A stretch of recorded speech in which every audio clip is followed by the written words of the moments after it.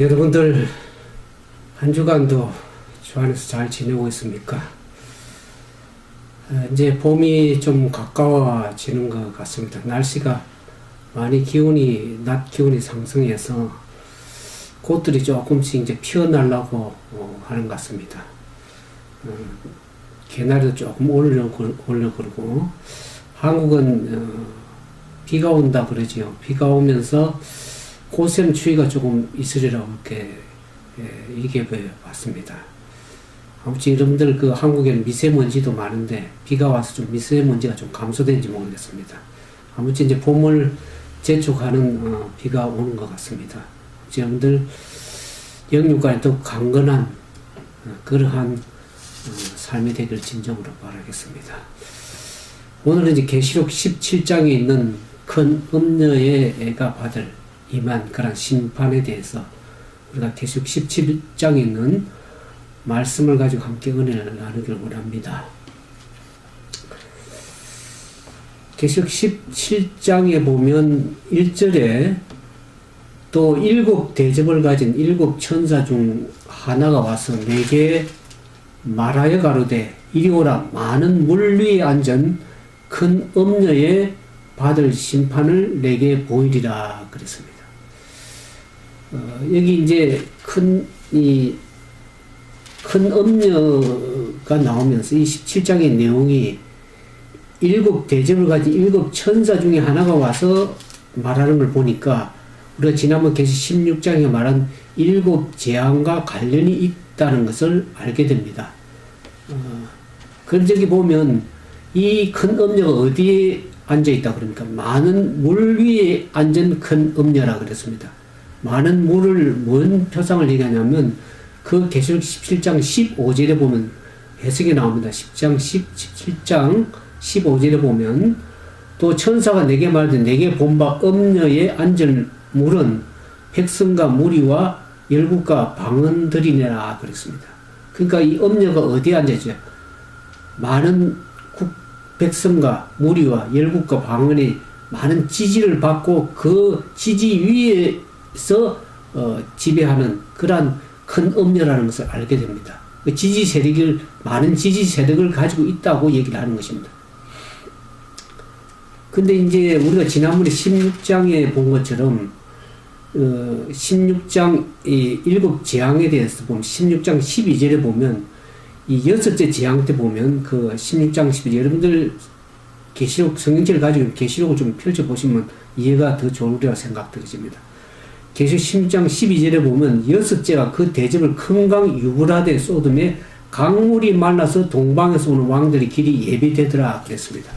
그러니까 이 바벨론의 유브라데 강물이 주축을 이루는 강물이었는데 그 유브라데 흐르는 강물이 바벨론 흐르는 강물이 말랐다는 것은 여기 이제 16절 계시록 17장 16절에 보면 내가 본 바 이 열불과 짐승이 음녀를 미워하여 망하게 하고 벌거벗게 하고 그 살을 먹고 불로 아주 사르겠다는 그 지지 세력 아까 15절에 이 음녀가 앉을 물은 많은 열국과 방과 백성이라고 그랬습니다. 많은 지지 세력이 그 지지하던 것을 처리하는 걸 얘기합니다. 물이 마른다는 것이죠. 그 지지 세력이 물이 마르는데 이 음녀가 지금 16장 1절에 보면 많은 물이 아닌 큰 음녀에 받을 심판을 내게 보이리라고 요한이 이제 천사가 그렇게 얘기하는 걸 봤습니다. 그러니까 이 17장에 있는 얘기가 16장에 있는 6째 재앙의 그 16장과 관련이 있는 것을 잡니다. 7 대주가 1 천사가 말하는 걸 보니까 이 7 재앙과 연관성이 있다는 것을 분명히 우리가 알 수가 있죠. 그런데 이 큰 음녀가 무엇과 그 죄가 어디에 있는가, 누가 음행을 했는가 같이 거기에 2절에 보면 두 종류의 무리가 이 큰 음녀와 부정적인 관계를 가진 그 내용이 나옵니다. 2절에 보니까 이 큰 음녀가 누구와 음행을 했냐 하면 2절에 땅의 임금들도 더불어 음행하였다 그랬습니다. 구약 성경의 간음은 주로 이사야서나 에레미야서 보면 어떤 때 간음을 행하면 이스라엘 백성, 하나님 백성, 이스라엘 백성들이 배역했을 때 하나님의 배역하고, 그래서 하나님을 거역함으로 말하면서 거짓 종교를 따라가는 그와 같은 얘기를 할 때 음행하였다, 그렇게 얘기를 하고 있습니다. 근데 이 큰 음녀와 땅의 임금들은 뭘 얘기합니까? 정치적인 권력을 가진, 국가 세력을 가진 정치적인 세력을 얘기를 하죠. 그러니까 이 큰 음녀는 종교적인 세력인데 이것이 어느 세력과 결탁을 하냐 그러면 정치적인 세력과 결탁을 해서 하는 음행을 더불어서 하는 걸 얘기를 합니다. 그러면서 또 두 번째 무리는 땅에 거하는 자들도 그 음행의 포도주에 취하였다고 합니다.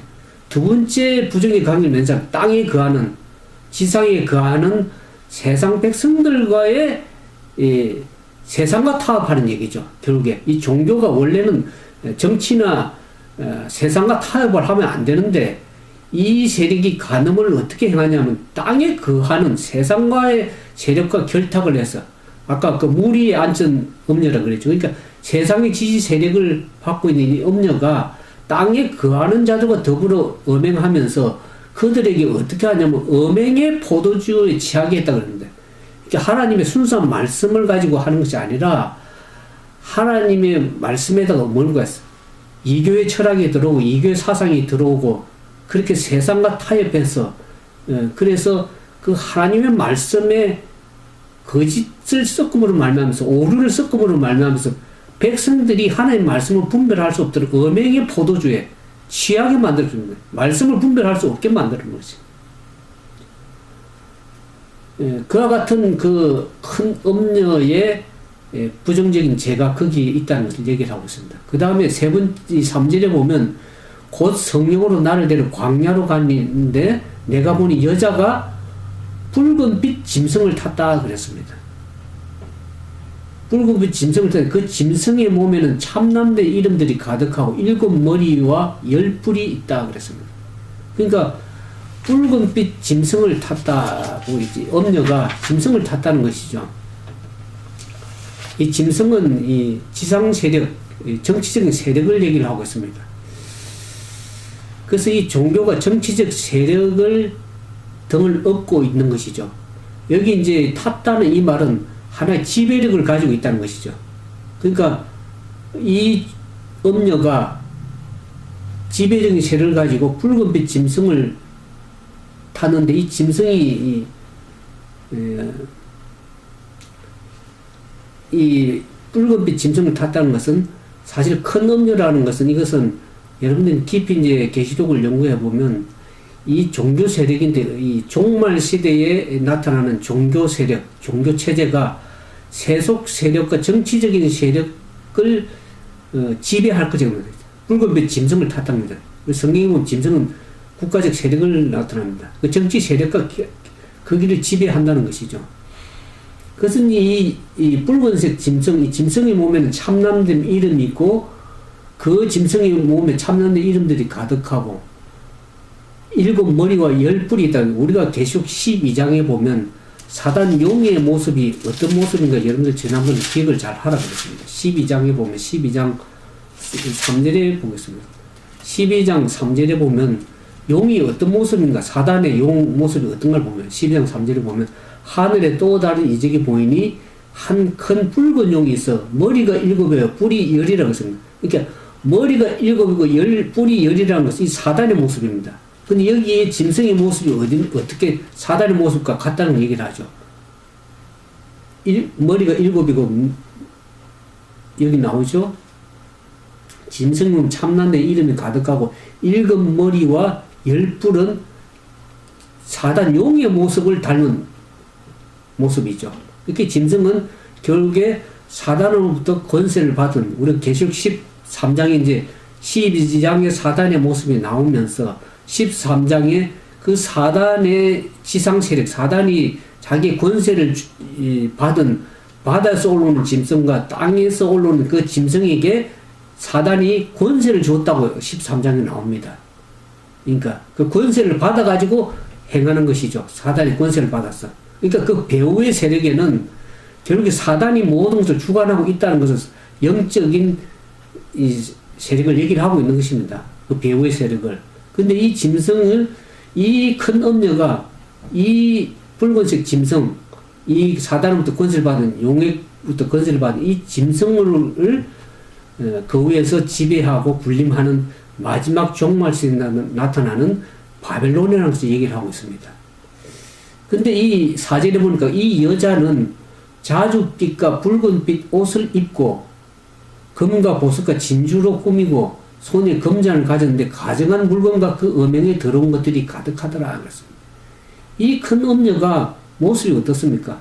아주 자줏빛 붉은 옷을 입다는 것은 신분이 굉장히 높은 얘기를 합니다. 근데 이 금과 보석과 진주로 꾸민 모습이, 이것이 여러분들이 구약에 보면 대제사장들이 옷을 입고 그 성전에 들어가서 대제사장이 지성소에 들어가서 봉사할 때 그 입은 복장하고 비슷하다는 것을 포함합니다. 출애굽기 28장 5절에 보면 대제사장이 붉은빛 옷과 금을 포함을 한 그런 복장을 입고 이마에는 여호와께 성길이라는 그런 팻말을 이마에 했습니다.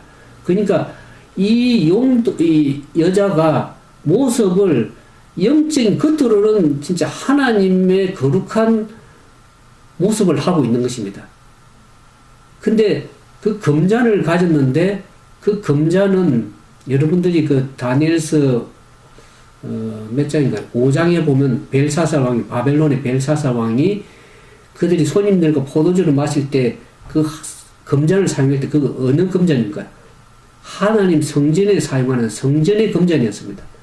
근데 이 모습이 꼭 거룩한 모습입니다. 그런데 그것이 거룩한 모습이냐, 그 금잔 안에는 뭐가 음행에 더러운 가증한 물건과 그 음행에 더러운 것들이 가득하다. 모습은 거룩하지만 그 금잔 안에는 음행에 더러운 것, 그러니까 음행에 더러운 것이 아니라 하나님의 말씀에 거짓 것을 섞어서 우르를 섞어가지고 그 음행에 더러운 것. 그래서 모습은 진리의 모습을 하고 있지만 그 안에는 하나님으로부터 돌이키게 하기 위해 사용하는 포도주, 즉 거짓 그런 이교 사상들, 그런 인간의 철학들, 그런 걸 가지고 이교 사상들 가지고 이교 철학들 가지고 사람들을 미혹하게 하는 것입니다. 우리가 저기 볼까요?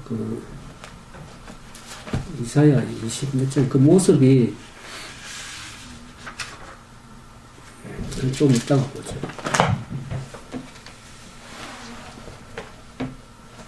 이 모습이 여기 보면 그 5절에 그 이마의 이름이 기록되었으니 비밀이라 큰 바벨론이라 그랬습니다. 이 여자 이름이. 근데 이 여자가 땅의 엄녀들과 가정한 것들의 엄이라 그랬습니다. 큰 엄녀는 이 가정한 것들, 딸들이 있다는 것이죠. 그 엄녀의 딸들이 있다는 것이죠. 엄녀의 딸들은 뭘 얘기합니까? 이 큰 바벨론을 이루는 이 거짓 종말시대 거짓 이 종교 체제에 큰 엄녀에 있는 딸들이 있는데 그것은 이 바벨론을 따라가는 이 큰 엄녀의 사상을 받아서 그대로 행동하고 따라가는 그러한 배교한 타락한 개신교를 얘기를 하는 것입니다. 그들은 그 엄녀의 딸들을 가지고 있는 것입니다. 그래서 이 가정한 것, 땅의 엄녀들과 가정한 것들의 엄이라 그랬습니다. 이 바벨론은 이 엄녀들의 엄이라고 부르는데 그 엄녀들이 딸들이 있습니다. 하나님의 말씀을 따라가기보다는 인간의 철학, 그러니까 순수한 진리의 말씀을 따르지 않고 말씀을 어떻게 합니까? 혼합시키는 것입니다.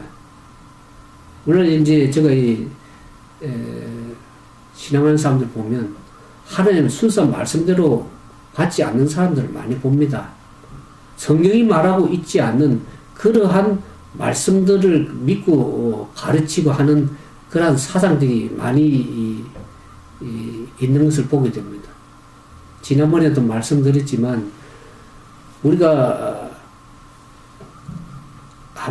구원받으면 죄를 범해도 영원히 돈 받는다 그런 이상한 사상을 가르치는 걸 봅니다. 성경에는 그렇게 가르치지 않고 있거든요.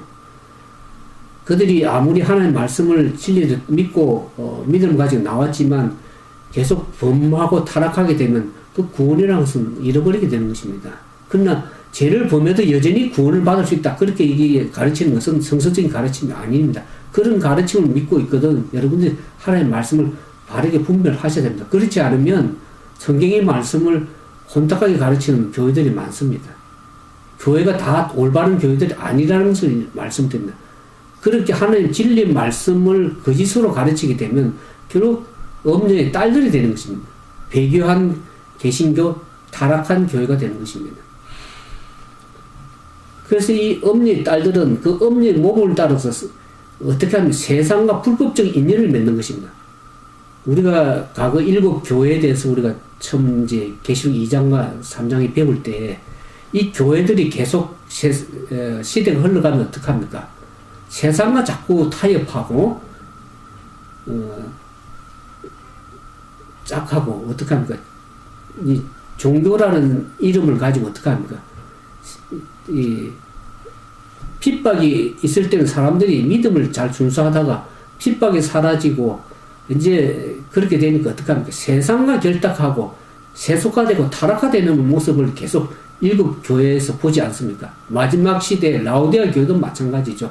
뜨뜻미징한 상태여서 하나님의 말씀대로 가지 않고 자기의 생각, 자기가 믿는 그러한 확신을 가지고 신앙생활을 하는 그러한 모습들을 보게 되는 것입니다. 결국 그것은 세상과 타협하게 되고 하나님 진리로부터 돌이켜서 어떻게 합니까? 하나님께서 인정하시는 그 진리를 희생해버리고 인간의 사상과 자기의 감정을 가지고 하나님을 섬기는 것이죠. 그러니까 결국 그런 교회들은 바벨론의 엄녀의 딸들이 되고 바벨론 독주에 취해서 그런 상태가 되는 것이라고 할 수 있죠. 그래서 이 땅의 엄녀들과 가정한 것들의 의미가 이 큰 엄녀가 있는 것입니다. 이게 이제 그 바벨론으로 일어나는데 또 내가 보니 이 여자가 6절입니다. 이 여자가 성도들의 피와 예수의 증인들의 피에 취한지라 내가 그 여자를 보고 기이 여기고 크게 기이 여기니 성도들의 피와 예수의 증인의 피에 피했다는 우리 지난번에 다니엘서도 보는 것처럼 중세 암흑 시대에 종교 암흑 시대가 있었죠. 1260년간. 우리가 이 교황권 로마 세력이 하나님의 백성들을 핍박을 했죠.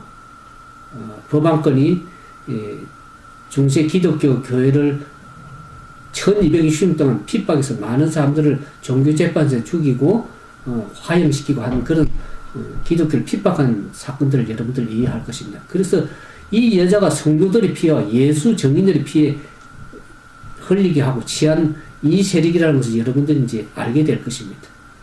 역사를 통해서 우리가 알게 되죠.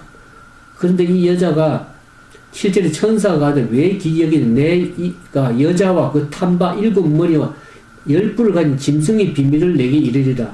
내가 본 짐승은 전에 있었다가 시방은 없으나 장차 무적행으로부터 올라와 멸망으로 들어갈 자라 그랬습니다. 땅에 거하는 자들로 창세기로 생명식에 농명되지 못한 자들이 이전에 있었다가 시방은 없어 장차 나올 짐승을 보고 기적이더라.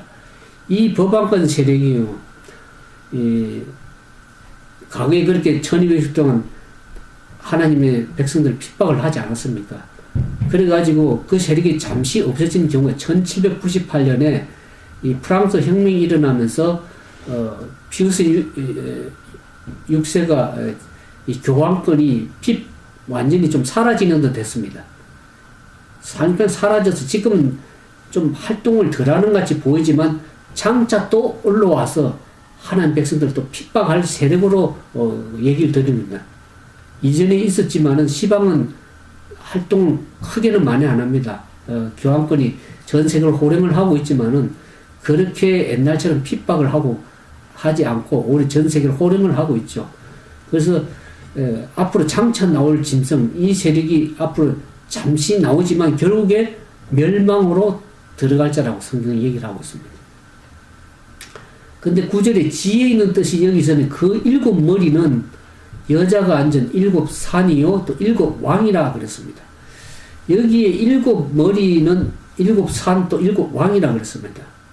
일곱 머리는 이제 일곱 산이라는 것은 일곱 세력, 국가적 세력, 나라를 얘기를 하는데 주로 이제 우리가 볼 때 하나님을 대적한 세력에 보면은 주로 어떤 세력이 나라가 있습니다. 그 전에 있었던 나라가 애굽 나라가 있었고 그 다음에 아시리아 아수르라고 그러죠. 아수르하고 그 다음 다니엘서에 이제 나오는 2장에 나오는 바벨론, 메데 페르시아, 그 다음에 그리스, 로마 나라 이 일곱 개가 일곱 세력이 이 얘기를 하고 있습니다. 일곱 산, 일곱 머리. 그러니까 용이 일곱 머리가 있었다는 것은 그 지상의 세력들을 통해서 하나님 백성을 핍박하고 하나님을 대적한 그 나라들을 일곱 산이라고 얘기를 하고 있습니다. 그러니까 이 애굽, 아수르, 바벨론, 메데 페르시아, 그리스, 로마 나라가 얼마나 많은 핍박을 했습니까? 하나님을 대적한 세력이 성경에 나오죠. 여러분들 일곱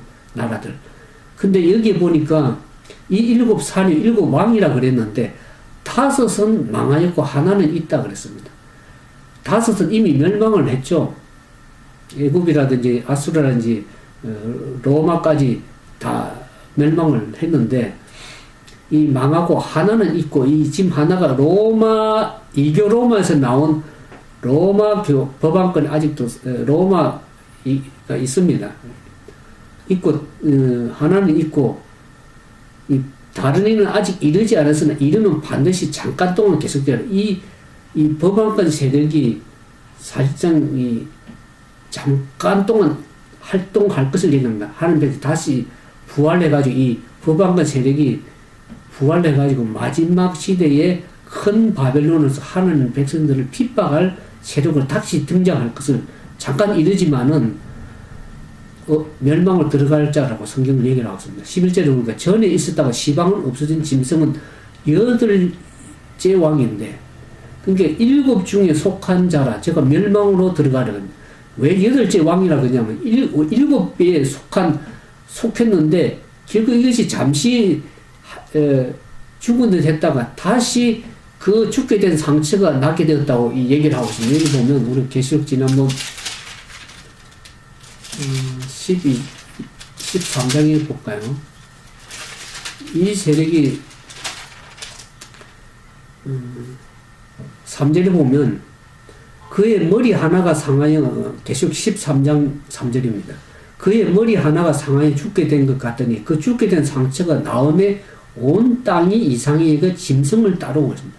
이 바다에서 올라오는 짐승이 죽게 된 건 1798년에 교황 피우스가 프랑스 혁명에 의해서 잡혀서 결국 이 법안권 세력이 몰락되는 것으로 보였지만 그것이 죽게 된 상처가 서서히 나오면서 다시 부활해서 올라오는 겁니다. 그 세력이.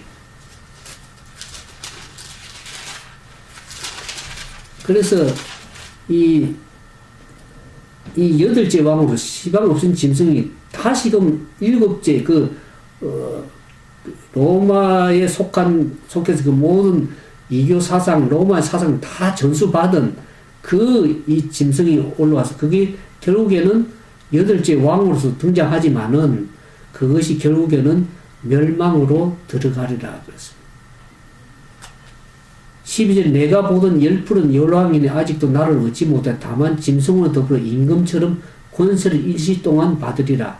그래서 13절에 보면 저가 한 뜻을 가지고 자기의 능력과 권세를 짐승에 주었더라 그랬습니다. 그러니까 이 열왕과 이 짐승이 그 자기의 능력과 권세를 이 짐승에게 주는 겁니다. 지상 내에 있는 권력을 가진 이 세력들이 이 짐승에게 모든 권세를 주어서 행사를 합니다. 근데 이 짐승과 그 권력을 준 이 정치적, 국가적인 세력과 이 짐승이 누구와 더불어 싸우려고 하냐 그러면 14절에 보면 어린 양으로 더불어 싸우려니 어린 양은 만주의 주시요 만왕의 왕이심으로 저희를 이기실 터이요.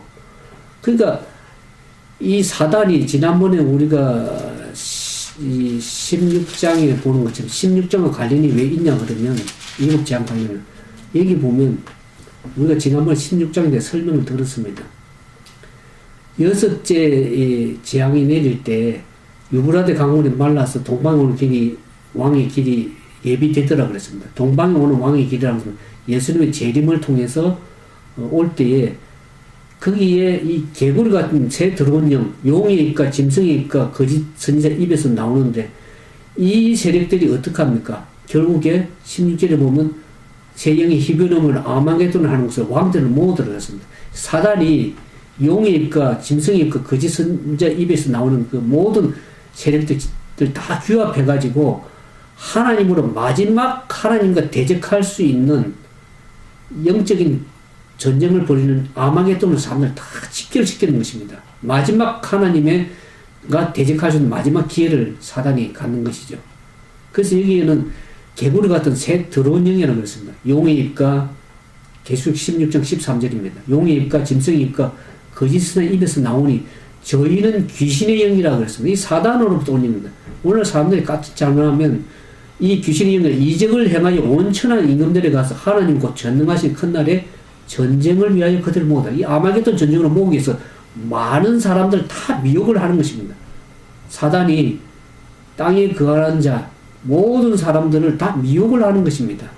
사단이 용의 입과 이것은 귀신의 영이라고 그랬죠. 이적을 행하는데 그러니까 사단도 이적을 행하는데 많은 사람들을 이적으로 미혹하게 해가지고 거짓 것을 믿게 해서 하나님을 대적해서 마지막 아마겟돈 영적 싸움을 할 수 있도록 모으는 것입니다.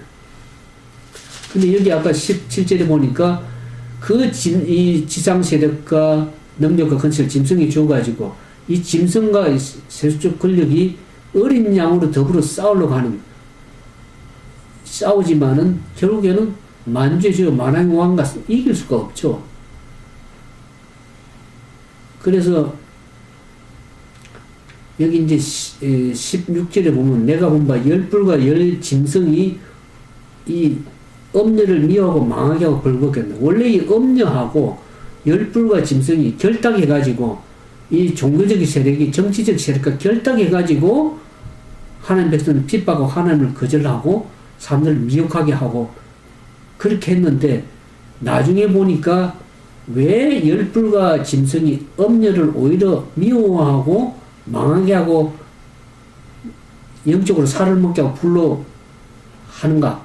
지지하던 이 열불과 짐승 아까 15절에 보면 17장 15절 천사가 내게만 내가 본 바 엄녀의 안절 물은 백성과 무리와 열국과 방언이라 하는데 이 지지 세력들이 왜 다 철회하고 이 엄녀를 오히려 멸망시키는가? 그것은 하나님의 뜻이라고 얘기를 하고 있습니다. 왜 이들이 이렇게 오히려 지지하는 철회하고 망하게 하는가 하는 것은 우리가 계속 16장과 일곱 재앙과 관련이 있다고 그랬습니다. 그 일곱 재앙에 보면 그들이 이 바벨론 세력을 믿고 따랐습니다. 그들을 재앙으로부터 막아줄 것이고 모든 것을 보호해 줄 것이라고 믿었는데 그들이 마지막 일곱 재앙을 당할 때 보니까 이 바벨론이라는 세력이 결국에 저들을 보호할 수가 없었다는 것이죠. 그러니까 저들이 이제 어떻게 합니까? 이 바벨론 세력을 완전 지지를 처리하고 오히려 지지함을 처리할 뿐만 아니라 망하게 합니다. 살을 먹게 하고. 미워하여 망하게 하고 벌거벗게 하고 그 살을 먹게 해서 결국에는 그것이 하나님의 뜻이라고 17절 얘기합니다. 17절에 보면 하나님이 자기의 뜻대로 할 마음을 저에게 주사 그랬습니다. 하나님이 행한 이 경고, 심판 이것을 그 열불과 짐승을 통해서 그 엄녀를 멸망하게 하도록 하는 것이 하나님의 뜻이었습니다. 근데 이것이 열불과 열짐승이 그렇게 하고 있는 것입니다. 그 마음을 저에게 주사 하나님이 자기 뜻대로 그렇게 해야 할 심판을 이 엄녀에게 이 지지하던 열불과 짐승이 이제 이 정치적 세력이 종교적 세력을 아예로 폐망시키는 것입니다. 저들이 정치적 세력이 국가적 세력이 종교가 결탁했을 때는 뭔가 저들에게 이득이 있어야 될 것입니다. 바벨론으로 세력을 결탁할 적에는 결국에는 저들이 바벨론으로부터 보호함을 받고 일곱 재앙 때 보호함을 받고 이렇게 돼야 되는데 결국에 저들이 보호함을 받지 못하는 것이니까 그걸 철회해버리는 것이죠. 근데 그것을 할 마음을 하나님께서 저에게 주셨다 그랬습니다. 그 마음을. 한 뜻을 이루게 하시고 저희 나라를 그 짐승에 주게 하시되 하나님의 말씀이 응하기까지. 결국 하나님의 말씀은 하나님은 배후의 역사에서 역사를 모든 걸 주관하고 있습니다. 인간이 행하는 것 같지만 거기에는 하나님의 역사하심이 있다는 것을 얘기를 하고 있습니다. 근데 내가 본 바 여자는 땅의 임금들 다신 큰 성이라 그랬습니다. 이 바벨론이 아주 큰 성이라고 그러고 있죠. 여기 보면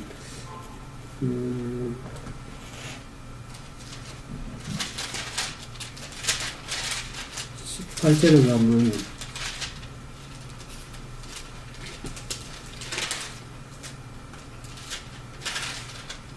그래서 조금 여러분들에게 도움을 드리면 17장은 결국 바벨론이 임한 심판인데 18장에 가서 바벨론이 멸망을 얘기를 하고 있습니다. 이 바벨론이 얼마나 극도로 타락이 되는지를 18장 2절에 가면 어느 정도 이 영적인 마지막 종교 세력이 타락될 것이라는 18장 2절에 보면 큰 음성을 외쳐가되 무너져도다 큰 성 바벨론이야. 그 큰 성 바벨론은 어느 정도 타락되는 모습을 보면 귀신의 처소와 각종 더러운 영에 모이는 것과 각종 더럽고 가증한 새에 모이는 곳이 되어버렸다. 그 엄행의 진노의 포도주로 인하여 만국이 무너졌으며 땅의 왕들도 그로 더불어 엄행하였으며 땅의 상고들도 그 사치의 세력을 인하여 치부하였다. 그러니까 국가적 세력과 경제적인 세력과 모든 세력들이 이 종교적인 바벨론 세력과에 결탁했지만 결국에는 이 바벨론 세력이 얼마나 이 세상과 결탁이 타락이 되냐 그러면 그게 귀신의 처소가 되는 것입니다. 각종 더러운 영이 모이는 것, 하나님의 거룩한 영이 모이는 것이 아니고 더러운 영이 모이는 각종 더럽고 가증한 세력은 각종 거짓된 오류들이 거기에 섞여가지고 진노의 포도주를 이루는 것입니다. 하나님의 말씀에 거짓 교리, 이론들이 들어와가지고 하나님의 말씀을 진노의 포도주로 만드는 것입니다. 그래서 우리가 17장에 보면 이 큰 음녀가 나오지만 우리가 지난번에 살펴본 것처럼 11장에 보면 그 해를 입은 여인이 나옵니다. 정결한 여인. 하나님의 정결한 교회, 정결한 백성을 얘기를 하는데 여기 17장에는 완전히 배교한 종교 세력을 얘기를 하고 있습니다. 그래서 우리가 이것을 17장에서 보면서 심판을 받고 18장에 가서 이 바벨론이 멸망을 하게 됩니다. 멸망을 하게 되면서 18장 4절에 보면 하늘로서 다른 음성이 나오는데 내 백성과 거기서 나와 그 죄에 참여하지 말고 그의 받을 재앙들을 받지 말라고 바벨론에서 나오라고 얘기를 하십니다. 왜냐면 그곳에 하나님의 백성이 있다는 것을 성경에는 내 백성과 거기서 나와 그래 얘기를 합니다. 거기서 나와서 그 죄에 참여하지 말고 그의 받을 재앙들을 받지 말라고 얘기합니다. 하나님의 호소의 음성입니다. 그 가운데라도 개인적으로 하나님께 신실하게 따라가지만 그 바벨론 가운데 하나님의 백성이 있다고 얘기를 하고 있습니다. 그래서 거기에서 나와서 죄에 참여하지 말고 재앙을 받지 말라고 얘기합니다.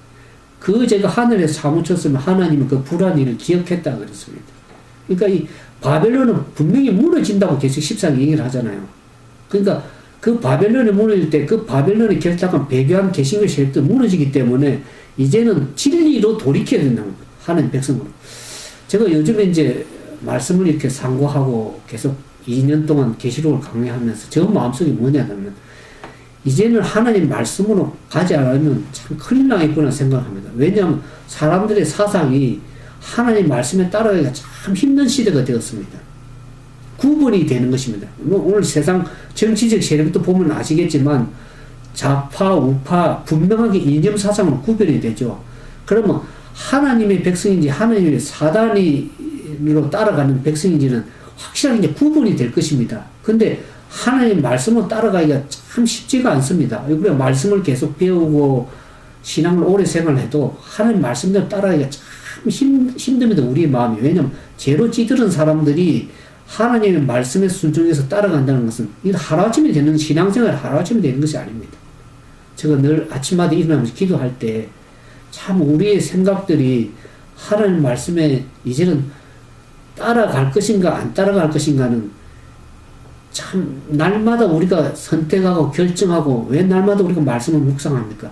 그렇지 아니하면 세상의 정신과 세상의 영이 들어오고 거짓 영이 들어와가지고 하나님의 말씀을 따라가기에 순종하기 참 가면 갈수록 힘들겠다는 생각을 많이 가지고 있습니다. 왜냐하면 인터넷을 통해서 얼마나 정보들이 많습니까?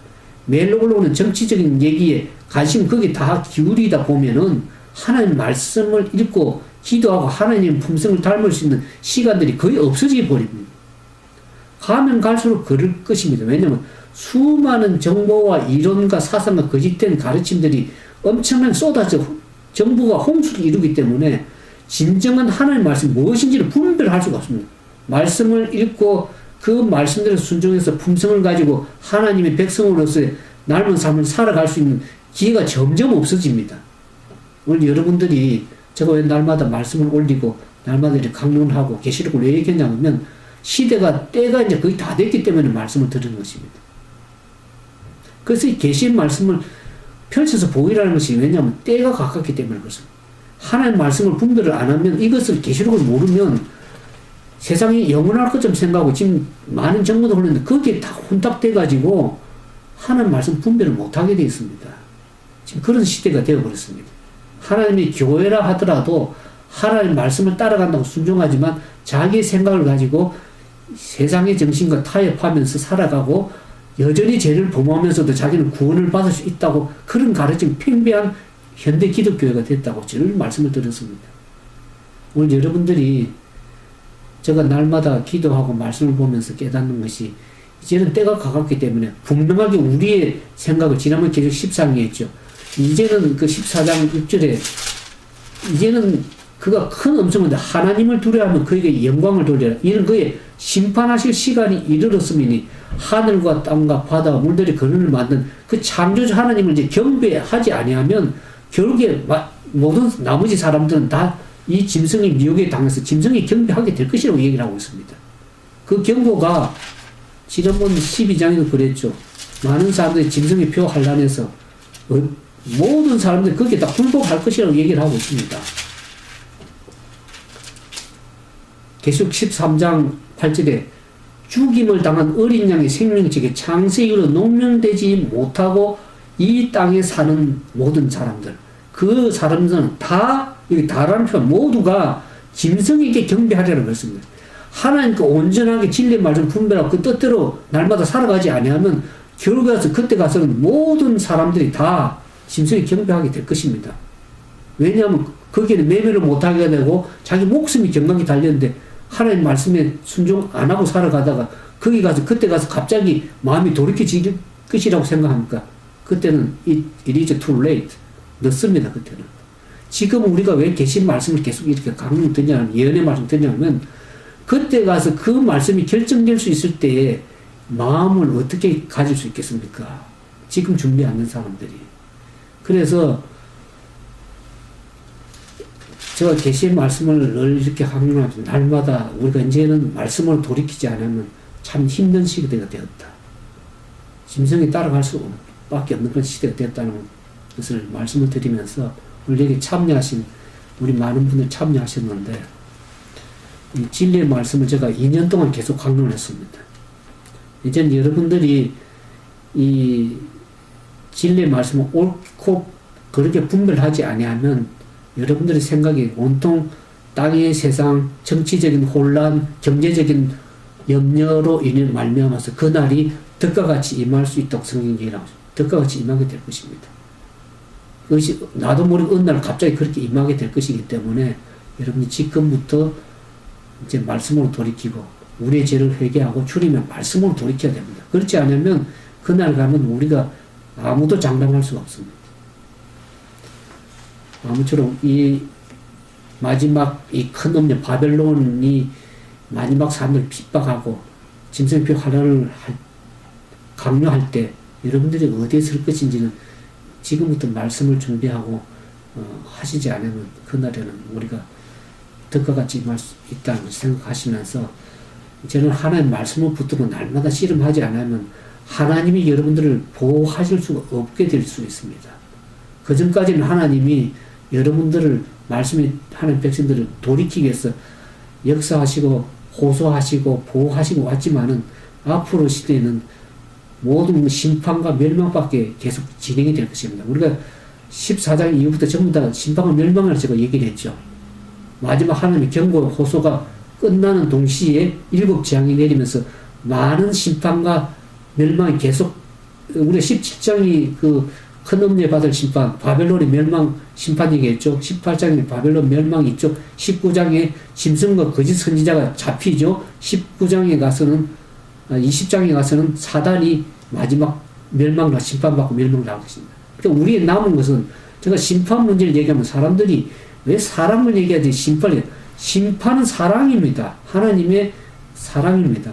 지금은 사람들이 지금 멸망으로 가고 있는데 여러분들 사랑합니다. 그게 진짜 사랑인가요? 급하게 죽어가는 멸망하는 사람들을 어떻게 살리게 하는 것은 그것이 진정한 사랑 아닙니까? 저도 사랑을 얼마든지 얘기하고 싶어요. 저도 사랑을 많이 좋아합니다. 그러나 지금은 그런 시대가 아니라는 것을 생각하시고 계시의 말씀을 옳게 분별하셔서 우리에게 그와 같은 심판이 임하지 않도록 우리가 하나님 말씀을 돌이키고 말씀에 순종하는 하나님 참된 하나님 백성들 다 되기를 주님의 이름으로 축원드립니다. 함께 기도하겠습니다. 사랑과 자비가 많으신 거룩하신 아버지 하나님, 우리가 이 시대가 어떠함을 다시 한번 분별할 수 있도록 도와주시옵소서. 이 지상에 일어나는 세계적인 정세와 나라의 형편과 경제적인 문제와 일어나는 지상의 모든 죄들은 우리가 어떠함을 날마다 깨달으면서도 아직도 분별치 못하고 말씀을 깨닫지 못하는 어리석은 가운데 있지 않도록 저희들을 깨우쳐 주시고, 잠자는 어리석은 열처녀 5처녀가 되지 않고 슬기로운 처녀가 되어서 하나님의 말씀 가운데 성령으로 기름을 채우고 하나님 말씀을 옳게 분별함으로 하나님의 편에 설 수 있는 하나님의 남은 백성들이 되도록 도와주시옵소서.